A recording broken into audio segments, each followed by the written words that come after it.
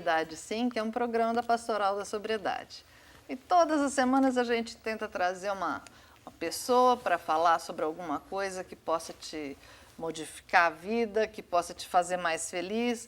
E como a gente tenta sempre trazer gente interessante, a gente consegue, porque a força aqui é grande, a gente vai atrás e insiste, né, Rossini? Sem dúvida. O Rossini está aqui toda semana, porque a gente insiste, não é fácil.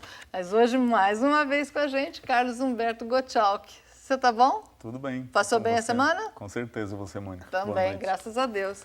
A gente falava com o Carlos Humberto semana passada a respeito do tabaco, né? Esse homem é um dos responsáveis por hoje você que ainda fuma ter que sair do seu barzinho para fumar lá naquela esquina onde não atrapalha ninguém.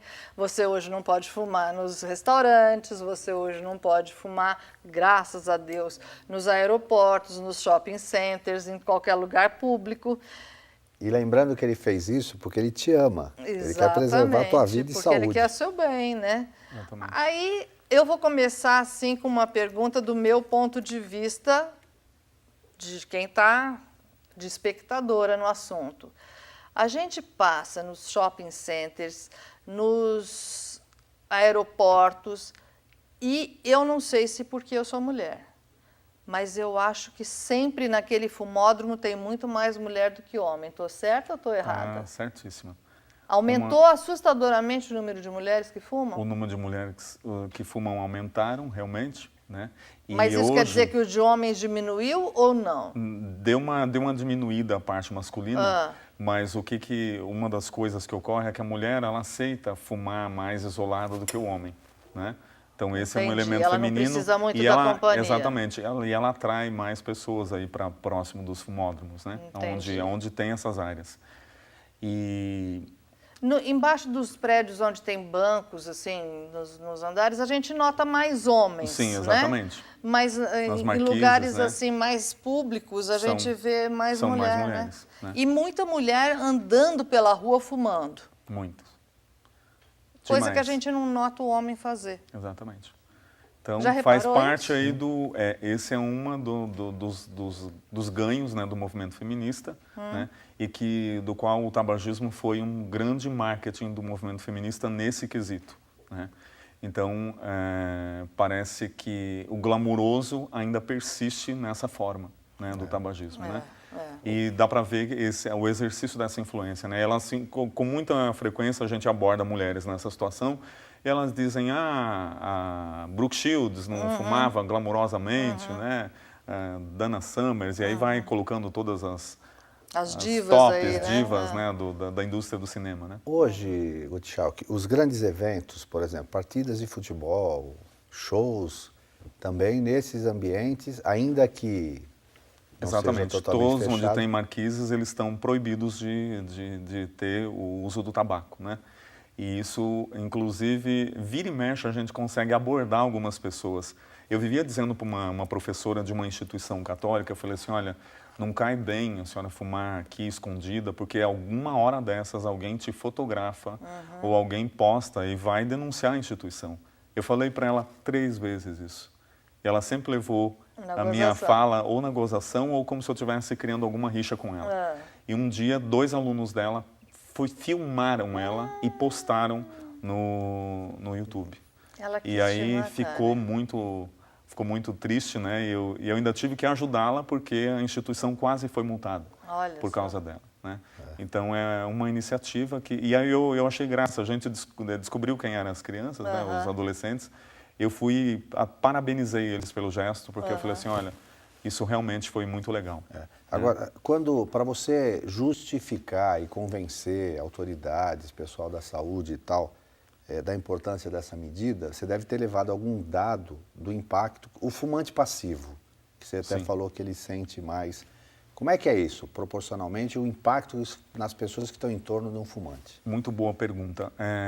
Por exemplo, vamos começar. Campinas tem um dado incrível, a Unicamp, né, o Departamento de Medicina da Unicamp, ela detectou que mais ou menos de cada 100 pessoas internadas, sobretudo crianças, que foram internadas com mal da morte súbita, que é aquela morte que dá em crianças até 10 anos, né? de cada 100 crianças, 99 tinha pelo menos 2 fumantes em casa.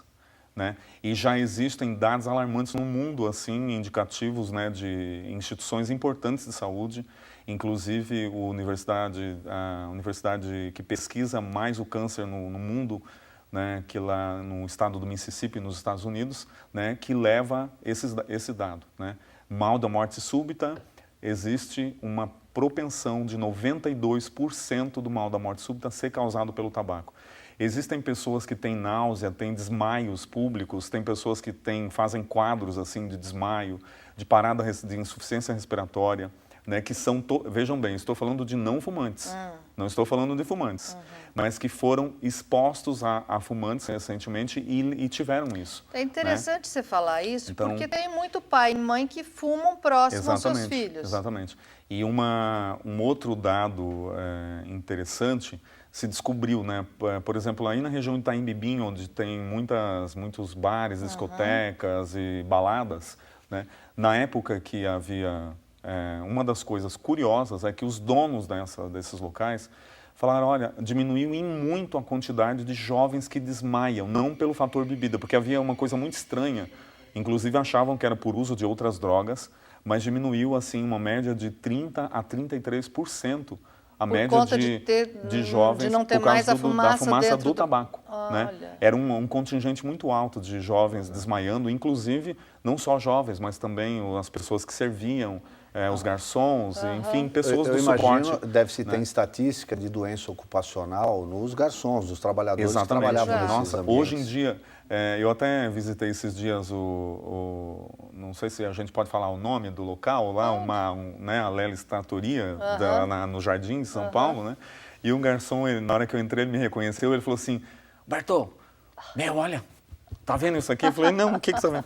Não tem mais cheiro de cigarro, meu. Olha que coisa legal. Ele é da Zona Leste, uma pessoa muito divertida. Aquele e aí ele falou assim, meu. aquele sotaque. E aí, meu, olha.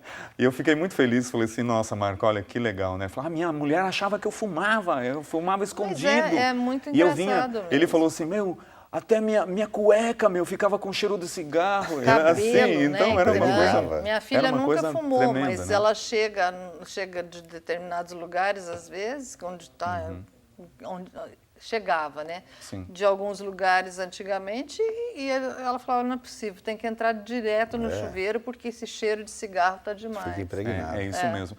Eu queria falar uma coisa, dar um pequeno depoimento, né? Meu pai foi tabagista. Meu pai foi tabagista. Espera um pouquinho. Eu vou pedir esse depoimento depois dos comerciais, pode ser? Pode. A gente volta já, não sai daí. Um dos grupos de autoajuda de Mãe do Rio, Pará, se reúne na paróquia São Francisco, localizada na rodovia Belém-Brasília, quilômetro 48, no centro. As reuniões são às quartas-feiras, às 7h30 da noite.